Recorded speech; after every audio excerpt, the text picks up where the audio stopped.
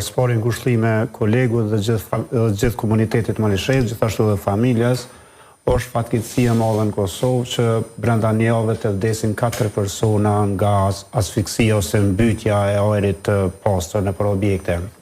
Një ka ndodhur në Skanderaj, tash ky rast i Malishevës veç po shtohen raste në Kosovë. Një fakt është i sigurt. Në aspektin e mbrojtjes nga zjarri, sipas dhënave të deritanishme, na që i disponojmë dhe tash që i ndëgjojmë, personat kanë vdekur nga mbytja e gazit, nga asfiksia. Që do të thotë, ka pas një rrjedhje të gazit ato. Tash, a ka rrjedhje të gazit të bombulave propan-butan? A gjendet ajo bombola në po gjendet, ato verifikon ekspertë e fushave përkatëse. Po, a kanë vdek prej gazit kanë vdek. Tash, gazrat që janë liru ato, nëse nuk ka pas bombol, ka ndodhur një djegje jo e plot. Gjatë djegjes jo e plot, në varësi prej produkteve që digjen në brendësitë e dhomës, lirohen edhe helmimet ose materit kimike të dëmshme për personat. Këtë rast është liru një materie helmuse, gjithashtu është ndihmu nga monoksid karboni, i cili e ka vërshu dhomen pa një zjarë. Domthonë personat sipas mendimit tim, sipas gjendjes që përshkruhet deri me tani, ka pas rrjedhje të gazit.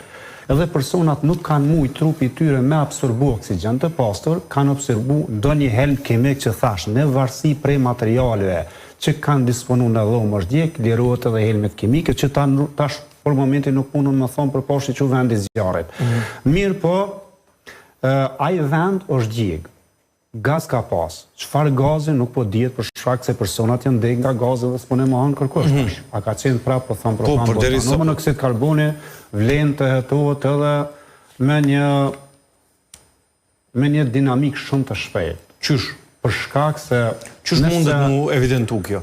Është e pamundshme një zjarr më ndodh për pa pas shkaktar zjarrit. Është e pamundshme ndodh. Ta shkaktari është i qëllimshëm apo i qëllimshëm janë organet cilat e verifikojnë këta.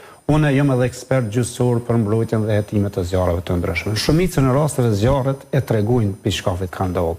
Tash vetëm nevojitet një kohë shumë e shpejtë, një kohë që mos të prishin ato gjurmë të zjarrit. Si shkon procesi i identifikimit të zjarrit? Qysh mundesh me e ditë prej kush është shkaktari i zjarrit? Po dihet se gjurmë ka zjarri. Është e pamundshme për pa e ditë. Eksperti i fushës përkatëse e din paraprakisht. A ka mundësi veç me na tregu se si evidentohet për me pas edhe shikuesit qartë? Po në rastin konkret, kur shkosh në vend të zjarrit, edhe shën një zjarr që ka ndodhur që personat janë vdek pa pas gjurmë të zjarrit, siç e përshkroi kolegu ose si informatat që thanë, do të thotë janë nga mbytja e gazit.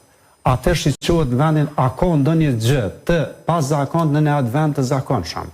Nëse në dhomë tjetjes është nuk kishtë mujt me pas në një bombol gazit. Nëse në dhomë denjës mundet me pas bombol gazit. Bombolat e gazit mundet me qenë të vogla, që pësojnë rrjedhjet e vazhdueshme. Kjo rrjedhje i ngulfat ta persona, i vështirëson frymëmarrje deri te humbja e vetdijes dhe deri te vdekja. Ajo bombol nëse ka ndodhur zjarr mundet edhe mu zhduk tërësisht, mundet mu djeg.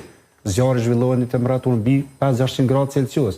Ajo pjesa e plastikës që është ndërtuar me bombola mundet mu djeg. Ka pas raste kur s'është gjind asnjë formë. Mirë po